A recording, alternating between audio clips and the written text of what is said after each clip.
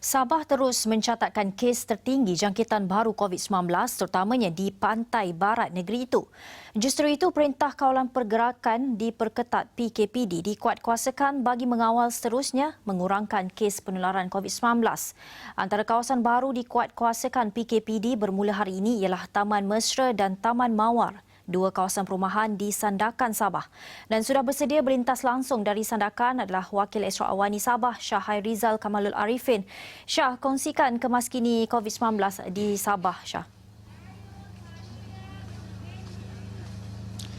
Baik, terima kasih Gigi di studio. Baik, saya ketika ini berada di Papar dan apa yang dikatakan tadi berkenaan dengan PKPD yang dilaksanakan di Sandakan tersebut, sebenarnya ini adalah merupakan hari pertama yang mana rakan tugas yang berada di Sandakan telah membawakan laporan berkenaan dengan apa yang dinyatakan sendiri oleh penduduk di sekitar kawasan Taman Mesra tersebut apabila pelaksanaan PKPD ini dilaksanakan. Jadi mereka sebenarnya secara rumusannya menerima keadaan ini dengan baik kerana mereka juga mahukan bahawa lengkung ataupun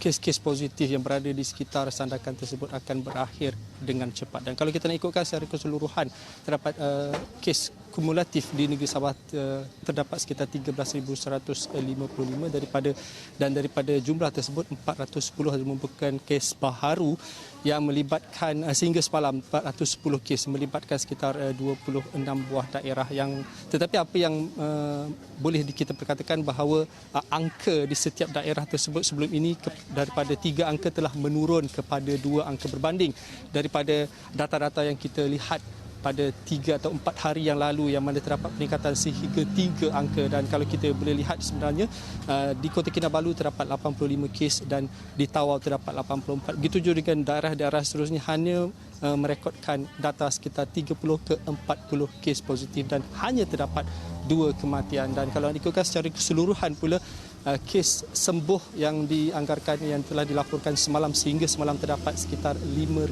lebih kes yang telah pun kes pesakit yang telah sembuh daripada kes COVID dan terdapat 7,000 pula ketika ini masih lagi menerima rawatan di sekitar hospital-hospital di seluruh negeri Sabah ini. Dan kalau ikutkan terdapat juga kluster baru iaitu yang diumumkan semalam iaitu kluster lintas yang melibatkan 6 kes. Jadi ini kita boleh saksikan sedikit perubahan ataupun penurunan angka-angka ini walaupun melibatkan kluster-kluster besar seperti kluster penjara Kepayan, kluster yang berada di Tawau, kluster Rama-Rama yang berada di Sandakan dan sebagainya, tetapi terdapat penurunan. Jadi ini mungkin satu yang bagus kerana kalau kita lihat di belakang saya ini merupakan pasar awam Papar yang mana peniaga-peniaga di sini sebenarnya saya sempat menemu bual beberapa peniaga yang menyatakan kerisauan mereka tentang apakah yang akan berlaku selepas ini.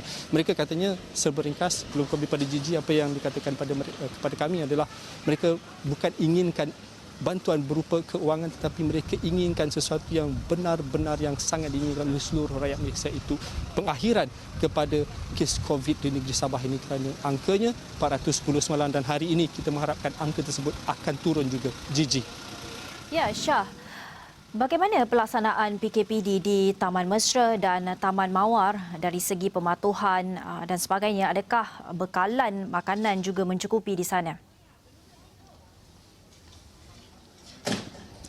Baik, jadi kalau diikutkan berkenaan dengan bantuan makanan dan berkenaan bakul makanan tersebut, kalau apa yang diperkatakan oleh Kementerian Kesejahteraan dan yang diselaraskan oleh Yang Berhormat Insinyur Shah Helmi Yahya mengatakan terdapat 93,000 lebih bakul makanan telah diedarkan di seluruh negeri Sabah yang melibatkan kawasan terutamanya daripada kawasan-kawasan yang PKPD, kawasan zon merah dan kawasan-kawasan ataupun individu keluarga yang memiliki surat daripada Kementerian Kesihatan Malaysia yang merujuk kepada kuarantin di rumah yang melibatkan kes-kes positif ini. Kalau kita lakukan pematuhan pula, kalau apa yang diperkatakan oleh rakan tugas yang berada di Sandakan mengatakan pematuhan mereka di sana, mereka sangat akur dan patuh kepada apa yang telah ditetapkan oleh pihak kementerian dan juga SOP yang telah ditetapkan kepada penduduk di sekitar Taman Mesra di Sandakan tersebut. Dan kalau ikutkan bantuan seperti apa yang kita maklum juga seperti tadi, terdapat juga 1,000 bakul makanan telah diagihkan dan hari ini juga dijangkakan akan ada lagi bantuan tambahan yang mungkin kita boleh menjangkakan sekitar 97,000 bakul makanan juga akan diagihkan secara keseluruhan.